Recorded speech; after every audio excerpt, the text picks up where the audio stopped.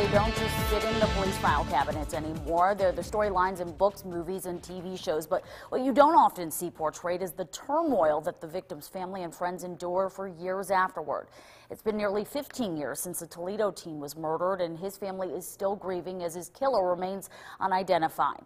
The victim's parents say that time has not healed their wounds, but they do hope that it's been long enough that someone will come forward and help close their son's case.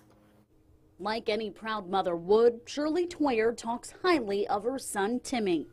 He was a business entrepreneur person, and he liked making money. He was about business. So much so, the 18-year-old landed a new job just before he was also set to begin his senior year at Start High School. And so he said, well, all set, Mom, and everything's okay. Busy as he was, Toyer still found time for another one of his passions. He was a good singer, and he was a good churchgoer. He loved the Lord. Timmy also liked to rap, and at least once showcased his talents at the 300 Club on Collingwood, one of the last places he'd be seen alive. It was August 30th, 1998, when Timmy Toyer and a friend were walking in this alleyway. That's when a car pulled up.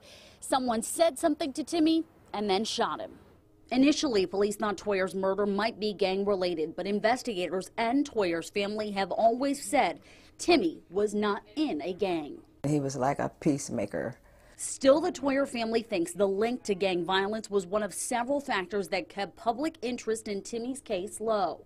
They don't usually pay too much attention to black-on-black crime. There was a lot of people dying during that time. Days after the murder, police would make an arrest in the case, charging 19-year-old Mark Ulis with Timmy's murder. But immediately, Toyer's family had their doubts. His grandmother called me on the phone and said that he was the wrong guy, but he knew who did it. But no one, not even Ulis, would come forward with the gunman's name, and so Ulis was tried for Toyer's murder, only to be acquitted in 1999. Ain't nothing we can do now to bring Timmy back, I know, but I would like to see some justice done on his behalf. A task that gets harder as each day goes by, not just for investigators, but for the family Toyer left behind. Just like it was yesterday, people have been telling me that you should have been forgotten by now. But I say to you, how can you forget something that ain't been solved? How can they heal when the wound is still infected?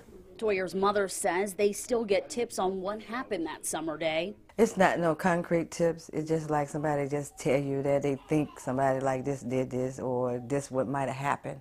Information that has only amounted to rumors so far. But Timmy's family still hopes leads will keep coming in until his murder is finally solved. Now, if you have any tips on Timmy Toyer's murder, you're asked to call Toledo Police, or you can make an anonymous tip.